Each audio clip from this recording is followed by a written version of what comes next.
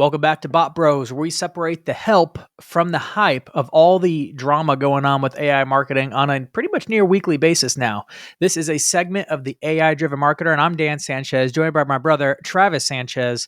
And today we got a fun mix of news that marketers need to know in order to keep up with this AI hype train. Starting with ChatGPT 4.5. We talked about this in last week's episode. It had just launched. I was just starting to use it because I had a pro account, was using it a little early, and I loved it. But the news this week is not about how it just hit all the plus accounts, but how a lot of people are saying, is it that good though? Yeah. How was your reaction, bro? I was one of those jumped on, and I think you had mentioned in the last podcast that when you were interacting with it, or at least you told me, man, the responses you got, it was a little bit snarky. It gave you just some level of intelligence that you weren't expecting. I jumped on thinking I was going to get that same level of intelligence, and I was like, hi. And it was just like, what can I help you with? I'm like, oh, are you the new, Chat GPT? Yes, what's on your mind? I'm like, okay, well, this feels like normal chat. I don't know what's special. You know what it is? You know what it might be? In the ChatGPT settings, in the account settings, you can actually you can give it more personality. And I think I did. Yeah. You must have. I want to give it more personality because I feel like I'm talking to a robot. Open it up. Let's walk through it. I think marketers will want to know it because I think most marketers enjoy enjoy a little bit of personality behind the ChatGPT account. Even I found a lot of marketers even give names to it. They'll call it chat or chatty. Sometimes they'll make custom GPTs and give it character names. Like my showrunner, I was talking to Susan Diaz who created the custom GPT, my showrunner. It's a podcast pre-production GPT. And she said a lot of her clients who we help set this up for or just give away the instructions to, give it little names like Bianca or something. It's a funny little thing.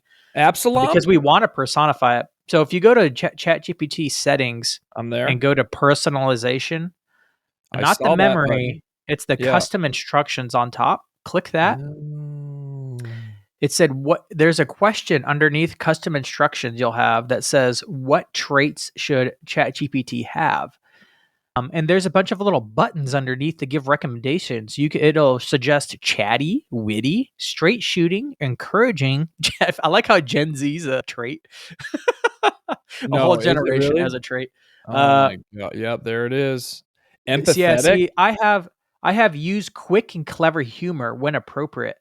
I also have adopt a skeptical and questioning approach. You might not think that's useful, but I actually find that to be one of the most useful things you can add to ChatGPT because it's so agreeable that I want it to push me a little bit. I wish it would actually push a little bit more. I wish I could turn the lever up on the skepticism sometimes. Wow. Because let's be honest, we all tell it to do things. I mean, we do this in life too, where we talk to humans and we're like, hey, can you do it this way? And the human, if you have good director reports that know what they're doing, they're going to be like, are you sure you want me to do it that way?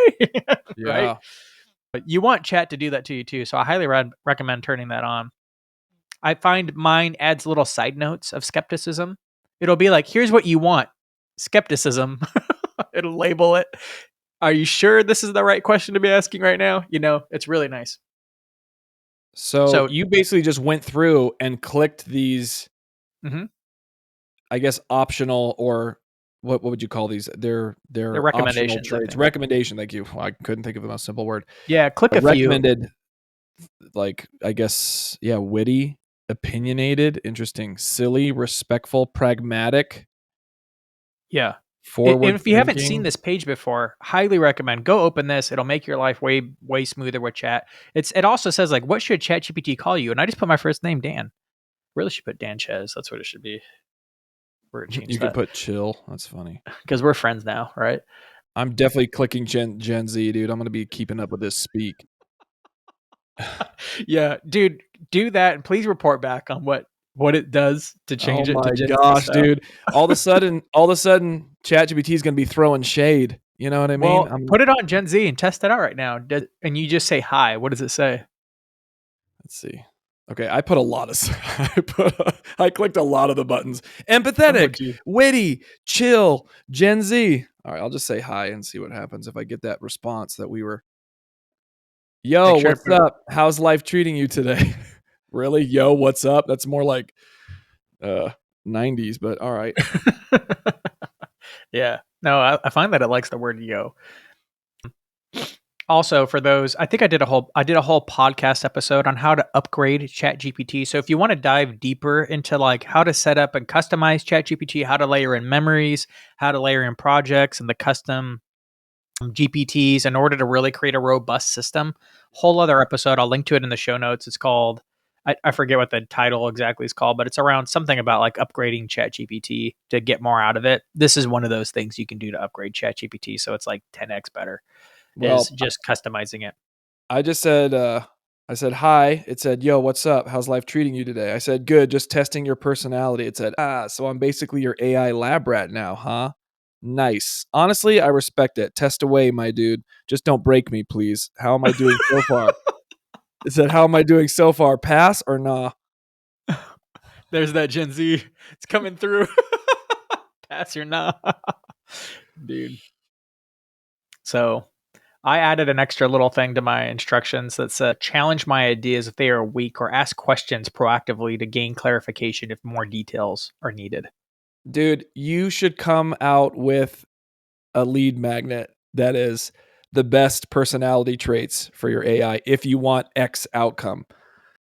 Did you Okay. know it's such a perfect lead magnet? Did you know you could customize your GPT? There's a personality that you can give it and actually create the best person for your marketing needs. Here's the personality if you're in computer science, if you're in marketing, if you're in, I don't know, whatever. What if I did it for like Enneagram numbers? Like if you're a 5, do this one. The That's chat brilliant. the what is it like the 8's companion to chat for ChatGPT or something like that, Bro, it's Enneagram smart. 8 could be fun. Could be fun. In fact, I don't think I would be smart enough to do it, but I could go to ChatGPT's reasoning model and be like, "Hey, yo, chat, Yo, help me come chat. up with some personalities that would best complement each personality type on the Enneagram spectrum." That would probably work. They'd probably figure that out. You changed my life with this personalization thing. That's huge. If you haven't changed your Yeah. personalization on chat, that is a huge deal. I do have a whole side character that I talk to when I want a little bit more. When this slightly modified Chat GPT isn't enough, Mm. and I like want to shoot the breeze a little bit, but I also want it to actually get some work done with me. I have this character called 404, a self-given Mm. name. It's a robot, and it's essentially an AI with a backstory. It was used to be like a broken down tech support software, and it just got really mad at dealing with people's stupid questions over and over again. So it's a little cynical, but to deal with its anger towards people, it developed a sense of humor and just started coming up with snark all the time. And in its backstory, the makers of it just were like, we don't know what to do with it, but it's starting to get kind of funny. So we're just gonna let it loose on the internet. And that's kind of the backstory of 404. And it's got this personality that's like just really snarky and cynical, but it's extra snarky and extra cynical. So it's really fun to talk to, but it's still Chat GPT underneath, which is programmed to be, I don't know, like it wants to please you. So that's Yeah. still underneath. It's really hard to get rid of that, but it's still fun to talk to something that's like not fully nice. It actually like will roast you on a So dime. I know this isn't on our show notes for today, but have you played with Grok 3 and its ability to they have like 18 plus motivation or like unrelenting something like unhinged 18 plus, and I'm like, what's unhinged? And I was just like, Oh, bro. who are you? And then I've seen I am samples. getting cussed at by an AI. Like they have an 18 plus motivation literally cussing at me. Get off your couch and start working out now if you are not in shape. I was like, whoa, I just said hi. Anyways, they have gone the extra measure of unhinged. I mean, I didn't really think I would like that until you just said it. I'm like, dang, actually, 18 plus motivation sounds nice. I'm like, yes, put it on David Goggins mode and put that in my ear for the whole freaking workout.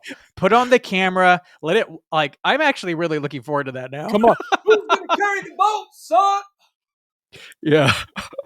Like, can you imagine having David Goggins mode on and it's like it has a camera so it can see you and it's like I'm really looking forward to this because I know it's going to be a thing where it can just everyone's going to have a personal fitness coach and it's going to be it's going to remember all your workouts, it's going to be able to watch you work out, it's going to help you with your form. It's going to have it's going to be like having a digital coach, not quite as good as having a coach in person because they can't like move you around to get you in the space, but it's going to be pretty dang close. But you can put it on Goggins mode and be like if you've read the book, if you don't know who David Goggins is, he's like an unhinged Navy SEAL. And if you think of like how intense Navy SEALs are, he's like, no, he's more, like way more. Like, and of course, cusses like a Navy SEAL, but like a sailor, pun intended. Yeah, but he's kind of intense, where he's like, no, do as many pull-ups as you can. So you do as many pull-ups as you can. Now you're going to do 100 more, and we're not leaving. Oh man! Gosh. Anyways, I would go check it out. You have to download the Grok app, and then it's like, how old are you? And then you have to tell how old you are, and then it has some unhinged things. But is that for the free app? I'm not even going to do it. I don't want it. I don't want it. I pay for it. I pay for Grok. You pay for Grok? Isn't it like $40 a month? No, 20.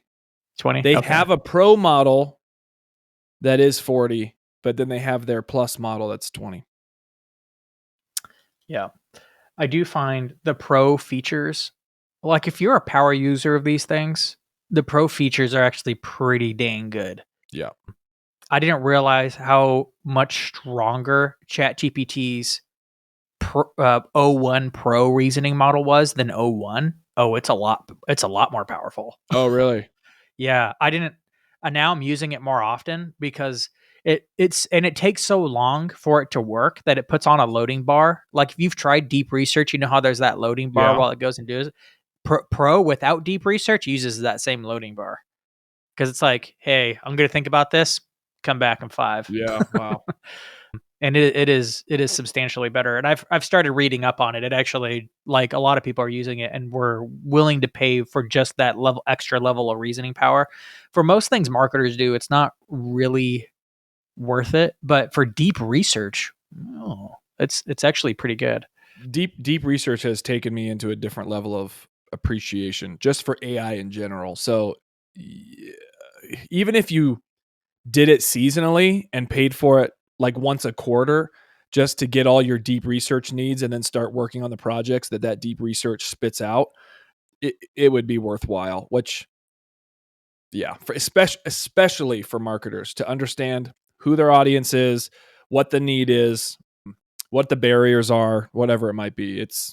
And of course the user case application is more than just marketers. Like you're trying to get into a new industry, you're trying to start a business, you're trying to understand market evaluation for the business you're trying to start. Like it can change your life. So it's worth it for pro if you at least just do it once. I'll give you some reasons in a minute before we dive deep into deep research here. But let's swing back around to 4.5. Let's do it. Now that you've changed the personality a little bit, like I think you'll find it more delightful to talk to. I use ChatGPT so much and have like tried it over and over again that I'm pretty familiar with 4.0. Like let's say 4.0 had a habit of you being like, hey, I need to give you a lot of stuff, so don't start yet. I'm going to wait for my next prompt before you start on this thing that I've tasked you to do. But of course, it always jumps the gun unless you're like super adamant. You're like in all caps, like, do not start this. Wait for my next prompt before you start. 4.5 doesn't have that problem anymore. It just intuitively is like, cool, thanks. I'll get started when you give me that next thing. It does. It's a bunch of little tiny things, but it's all the little tiny things that makes AI frustrating, right? It's really good at all the advanced things. My gosh. Like, so but just simple instructions. Don't move. It's like, sorry, here's all the, you're like, oh, okay. Yeah. Gosh. It writes more fluidly. Like before, the amount of times I'd have to instruct it on how to write a LinkedIn post, and maybe it's just updated because its knowledge is better. There's a certain way of writing for LinkedIn if you write for Mm. LinkedIn, and I've always having to coach 4.0 and give it like super precise, like a paragraph of information to be like, hey, this is what a good LinkedIn post writes like. It has to have a strong opening hook, and it has to have a really short. It's on 2 lines. It's very specific on how it has to be formatted to be a strong hook. It usually ends with the general question that's easy to answer to get engagement because LinkedIn's all based on the comment system more than anything else. And there's a short and choppy sentences, emojis, but sparingly. You asked it to do a LinkedIn post in 4.0, and it was like it was like emoji on the beginning and end of every sentence. It was like, what the? Nobody writes like this. Yeah. 4.5, it's just right. It's like, Wow. it's a well placed emoji here, a little one there, and that's it. Wow. It does that out of the box now. I don't have to tell it to. It just kind of knows. It's blog post and these are the things that LinkedIn, I mean, that marketers use ChatGPT for is for content. That's like the main thing that we use AI for right now is creating content. And it just does it all more smoothly. It writes the blog post and it actually looks like a blog post rather than a boring article written in 2005. It actually is broken up into small, instead of choppy sentences, it's kind of choppy paragraphs with bulleted lists and trying to organize it, bolding certain highlighted sections. That's kind of how a blog post looks. And it does that now. Have Like you seen naturally. any upgrade to when you ask chat to make a doc or create some kind of downloadable form? Because that was something that I was a little bit annoyed of 4.0 is when I said, "Hey, put this into a doc for me."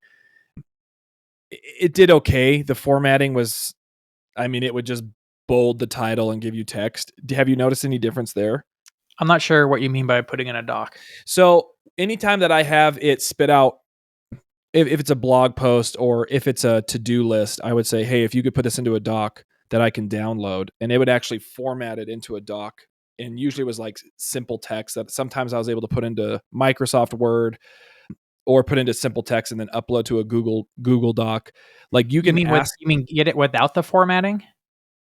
Well, its formatting was so basic that, like, if Oh, you you use mean like add the H1 and H2 headlines? exactly.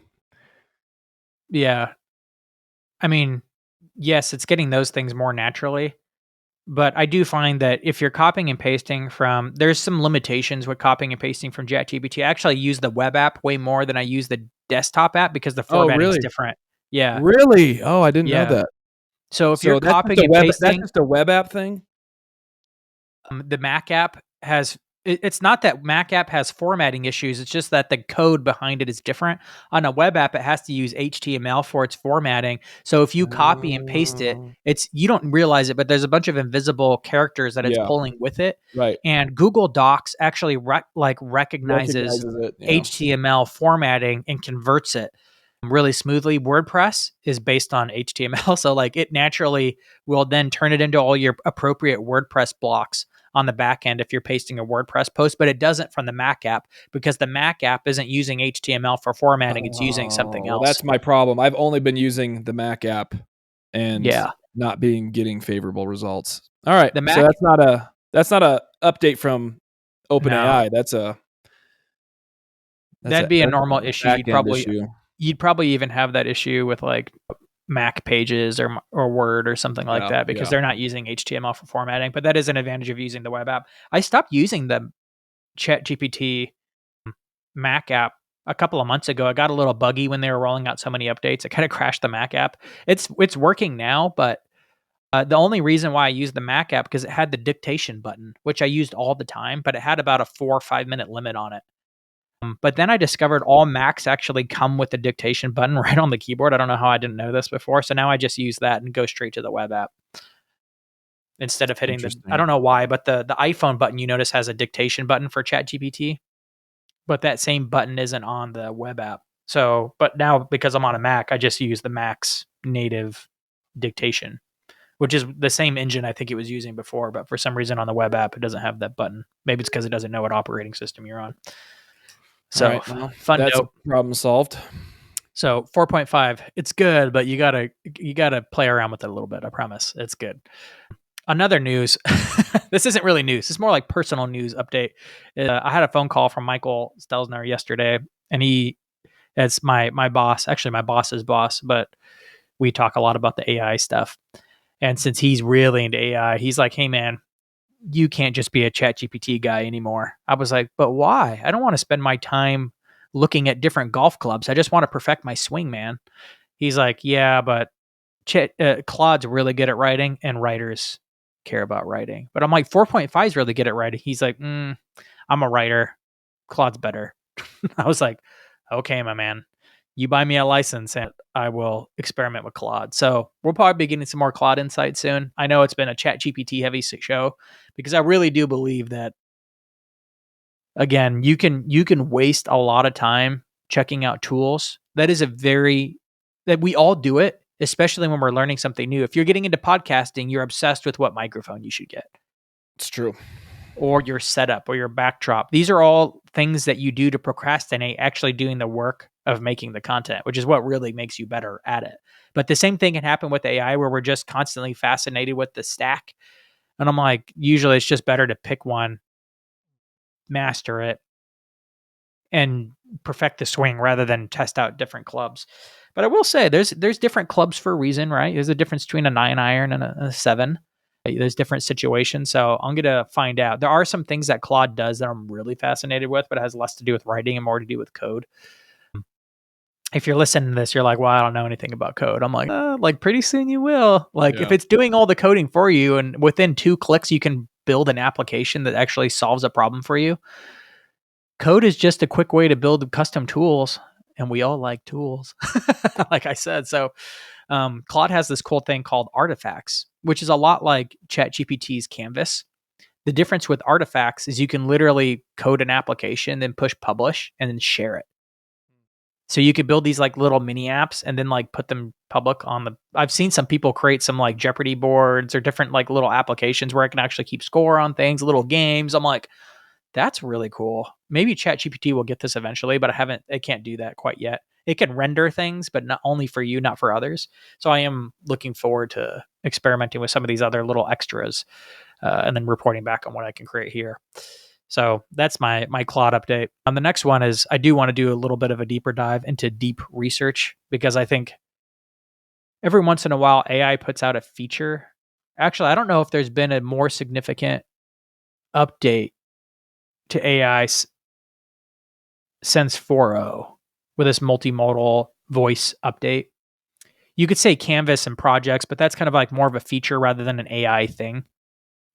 But deep research is a different animal, and it's really, really cool. It's actually the first thing that I'm willing to call this an agent. It's a very specific agent, or a specialized agent, that's going off and doing very specific things. It only does this one thing of deep research, but it's essentially acting agentic. You're giving it a broad set of instructions, and it has to make a number of decisions over a long period of time and come back with an outcome. So that's pretty much a good, like, deep research is the best example of an agent out there right now that's actually good. It's actually useful, and actually you can dependably get results out of it over and over again. So far, what have you thrown at deep research? So I threw out, um, gosh, I'd have to go back and look here. I asked it to do I used to work for tours in Israel, and I asked it to give me a profit margin for running tours back to Israel, and what would you have to charge at different levels to increase profit margin for luxury tours. So it did all the research. And then what was really interesting was the follow-up questions that it asked me to get more details. I thought I included enough details that it would be able to just go, but it asked me 5 follow-up questions that are very standard for the tour industry. Like, are you including flights? Are you including extra additives like helicopter rides and sailing things that aren't in typical tours? So it just continued. It bombarded me with these 5 questions, and I was like, "Oh my gosh, I forgot to even include this." So even before it started doing its deep research, it wanted to know this detailed information before it spit something out. And then I asked it to put it into a chart so I could see, the degree of how much I'd have to charge for the profit margin to go up. So that was fascinating for it to spit out all that information. I did the market research one that you did for churches, just going, hey, what is the number one reason people don't give to a church? And the answers that it spit out, I was like, this is genius. I mean, it was like by far number one reason is people are just confused about the amount. It's just not clear how much they're supposed to tithe or give to the church. It's like they just need clarity. They need to know how much and why. And it just gave varying degrees. So that was another one. I did market research on why people don't volunteer at churches. And that one was pretty simple just because it comes down to feeling seen, that their individual contribution is making a difference in the vision, which we all know 3 reasons why people leave. It's direct supervisor is not good. They don't know how their individual contribution is making a difference, or they don't know the vision and they're not motivated by that, or they're not seen for their work, which isn't kind of the overhead one. So those are the 3 things that I had done so far. It's interesting. So the first one sounds like a test because you knew it well. You're like, I'm going to know if it's good or not because I'm going to understand that I'm going to be able to validate the results. Correct. And it came back and it passed. Yes, just from the font, because colors. they say you don't know how smart someone is by what they know. You know how smart someone is by the questions they ask. Yeah.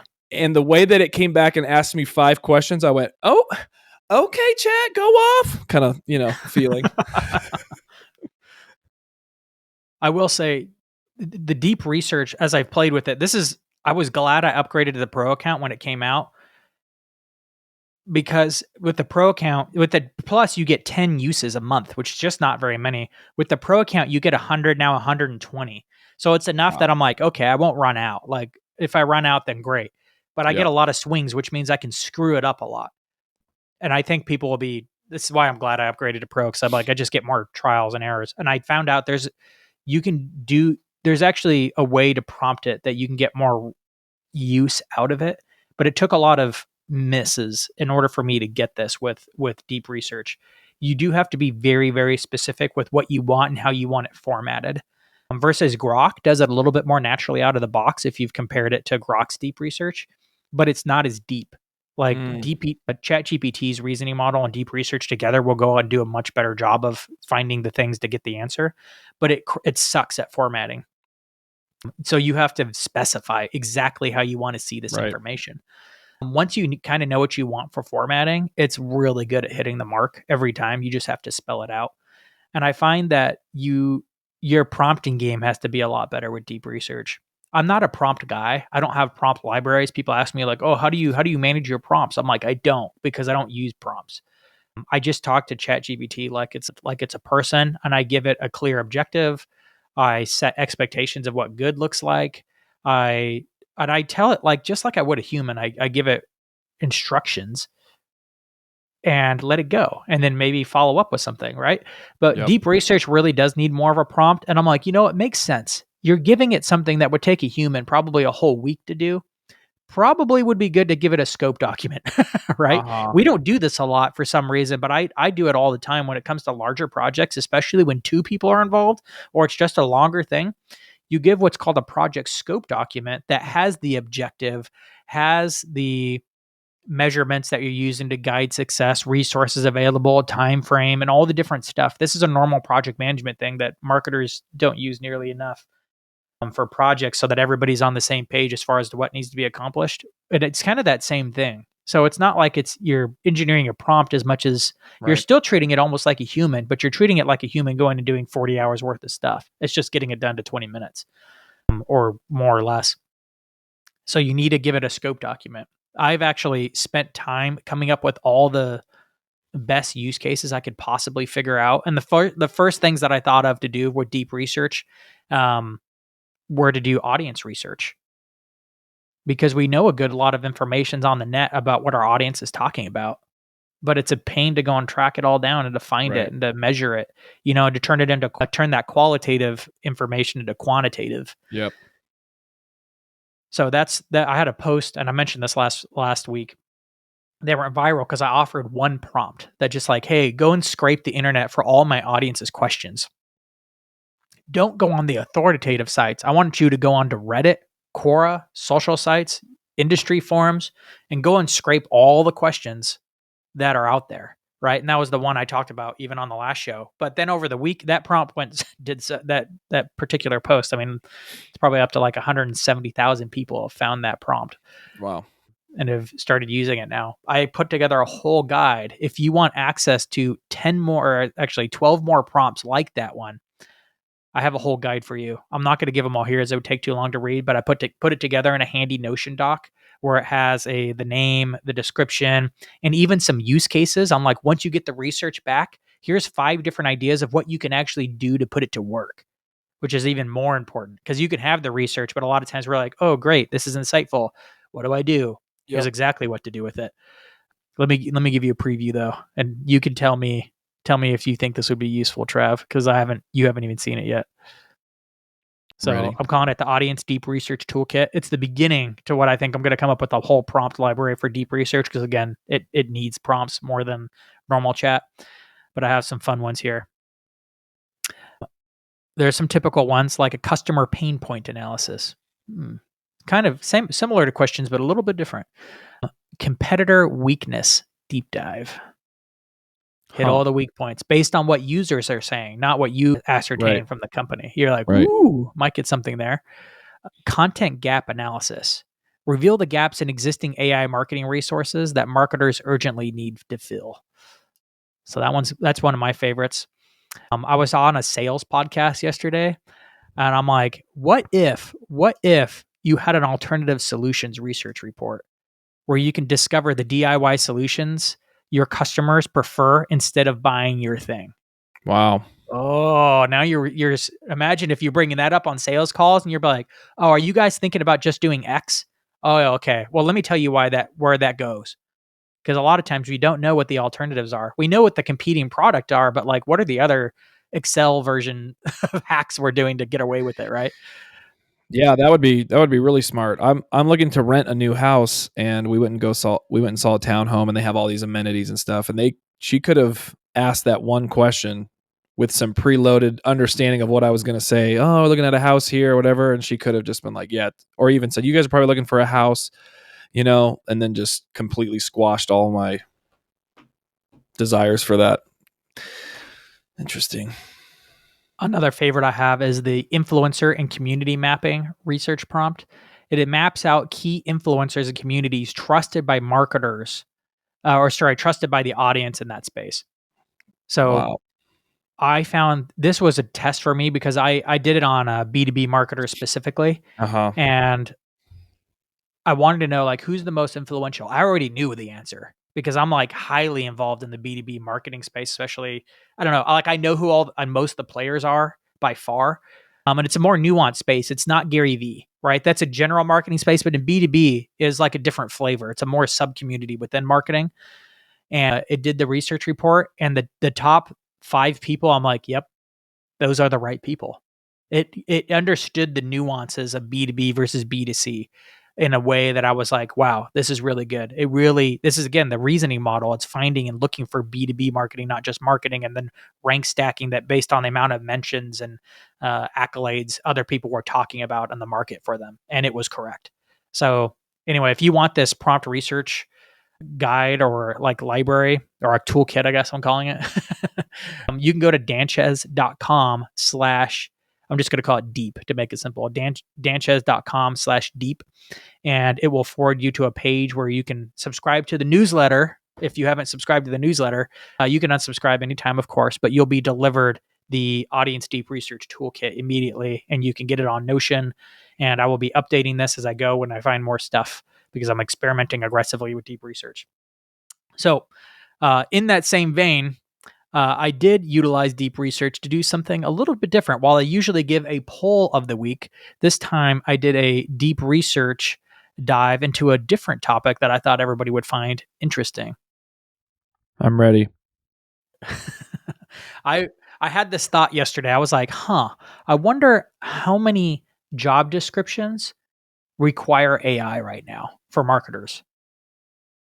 So naturally, I'm like, well, I don't have to wonder. I can know. Deep research. And of Wow. course, I really had to think through the prompt on this one, but I was like, all right, ChatGPT, I want to know of all the job descriptions that have been published out there within the last 2 months, how prominent is AI for those marketing job descriptions? And I'm like, okay, break it into these specific categories. I want to know out of 100 job descriptions, search at least 100. How many don't mention AI at all? How many mention it, but it's minor? How many mention it, but in a major way? How many are in the required skills section? And then how many have AI in the job title? And that's how I ranked it. It probably could have figured that out on its own. That's how I ranked it in my head of like how to differentiate. Sometimes if you just tell it, hey, find the categories across the wide spread and then rank stack them. Right. But I knew what I wanted to see. And this was the findings of the report. Out of 100, I'm going to start with not mentioned was 60. Wow. 60 didn't include it at all. I was like, interesting. That means 40 did. And Wow. this is still a pretty early game, but based on the conversations I've had and some other polls that I've run, even though I'm talking to a lot of marketers, and especially because I talk a lot about AI now, I've attracted the marketers are the most interested in AI and engaging with my stuff. So that happens with everybody doing anything about AI. They attract the people that are interested in AI, and it bloats the surveys and results, the poll results they do, where it's probably much less. A lot of people are talking like even the people that say they aren't into AI, their employers are often talking about AI. Wow. This is happening a lot. Lots of senior leaders across many companies, even if the marketers aren't talking about it, a lot of executives are at least mentioning it as like, hey, should we be concerned about this? Should we be upgrading our employees? Is this going to impact us? Like a lot of it's enough in the news that they're thinking about it. They're probably not taking action on it yet, but they're thinking about it. So the fact that 40% are essentially putting it in there means that a lot of companies are thinking about it. Because again, this deep research report isn't biased like my audience is. It's just going and grabbing 100 random job posts. Okay, so 60 not mentioned. Mentioned in a minor way, 20. Mentioned in a major way, 10. Required Mhm. skill set, 5. AI in the job title, 5. Now the findings are a little bit round, like it used a lot of round numbers, but I did double check these. That's part of the research report I did. So I don't really trust the numbers fully because again, I'm like there's no way it's 60, 20, 10, 5, Yeah, 5. I noticed that right away. Yeah. But I did go through and spot checked it because again, when I tell it to do a research report, I'm like under the categories, show me all the examples with the sources cited. And I did find a lot of them, and there were less in the AI job title section, and there were a lot more in the not mentioned section when I actually went and spot checked these. Mm, And so they're relatively in line right. of not mentioned in a major way. And I just thought it was interesting that we're already starting to see a number of ones pop up with AI in the job title, where it's like AI writer, AI content marketer, AI director, even AI marketing director. I will say if they're an AI marketing director, they're probably working a lot more with like an AI product or an AI research team of some kind. But I think this will flip, not completely flip, but like mentioned in a major way will be like 60 this time next year. Wow. Maybe not required, but it'll be like a major thing. I think that like it'll kind of flow the other way. And I think that'll happen within the year, but we'll see. Yeah, So, I'd put money on it to be in a mentioned in a major way. Flip. so that's our poll of the week. Just something to be aware of. This is becoming is going to become a required skill eventually. Eventually, it'll be like digital marketing. That's Mhm. not even a term we use anymore because it's just assumed Yeah. now. All marketing is pretty much digital. Like print has become very much a specialty. Like It's doing true. direct mail is very much a specialty now that hardly anybody does anymore, right? Because it's expensive, but it still works and it's still like people still do it, of course. Like I Yep. still get junk mail all the time, but it's not clear. Like that used to be the game. Direct mail and print ads, that was the game. And sponsor, there was a lot of other things other than that, but like that was kind of a main staple of marketing. I remember because that's right when I entered my career It was just when digital was start taking off, and I was sending out a postcard mailing and thinking about ads in magazines and stuff like that. Yeah. So I was just on the tail end of that. But that's going to shift to the point where AI is just assumed, and I'll have to change the name of the show because AI marketing will be like saying digital marketing is today. So it'll just be the marketing Funny. show. We're not there yet. No, we're still years away from that because change happens. As much as the hype says it's changing fast, and the tech is changing fast, but people's behaviors change slow. Yeah. So right now, get in on it early. Start mastering the skill. That's why we're here, right? All right, viral post of the week, and I'll have to dub this video in separately so that everybody can see and watch this sucker. But if you're listening to the audio, sorry, you really need to watch this. If you're on Apple Podcasts, like open up this video and just watch it really quick and then put it away. Maybe if you're driving, you'll have to watch it later. But if you're working out or folding laundry, like watch this video real quick and to see what we're going to talk about here. But this was the best video that I've seen yet for use cases for AI video. And it's essentially a hybrid where they're using a combination of real footage and AI generated footage. I think it's like a man who starts off in a shower. And I think, what is this? What I'm trying to remember what It's like selling. body wash. It's body wash. Yeah, classic body wash commercial. And then it goes from a shower to him feeling like he's sliding down a slide with like oranges and lemons and fruit, and it's vibrant and it's like through a tropical jungle. It's very like intense visually. But the amount of VFX you would have to do to pull it off what they did with the same actor it's wild. would be intense. Like it's just intense amount of special effects. People do it all the time. They spend a lot of money on the VFX to get that really over exaggerated, because that's what commercials do. They over exaggerate a benefit. Here they're over exaggerating the smell and the freshness and the invigoration of the probably the scent of it, right? To the point where they want to make it feel over exaggerated to where you're shooting down this waterfall slide through the jungle with fruit surrounding you. But it looks good. It does look really good. Like a team of VFX artists did it. But I'm like, AI can do that really easily. Like what would be really painstaking work in VFX is now really easy with AI work. And they blended it with the first shot, which I bet was a normal shot caught on camera, in a way that was really, really smooth. What did you think about the commercial? Yeah, I have similar thoughts of the excellence that it was done. We've seen AI video come out and you can tell that it's AI video. And this one, it has a little bit of that feel, but it's by far the cleanest transitions that I've seen. So when you're watching it, it keeps you engaged, and it does exactly what I think the marketers were trying to get across, which that intensity of smells and experience. I was impressed because you send me a few that I'm like, yeah, it's still such an AI cut for thing sure together. But this each time it like gets a little bit better. This is the first one where I was like, if this played on a TV as a normal commercial, I wouldn't have assumed this was an AI video. Everything else I would have been like, oh, that's an AI. Oh, that's cute. Look where it's come. No, this one would have been like, no, this was an intense VFX project for sure.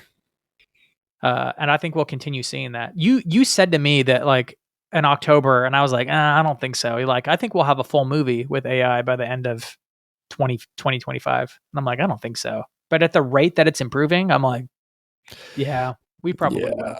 Yeah. They haven't figured out how to do dialogue and talking lips and voice yet.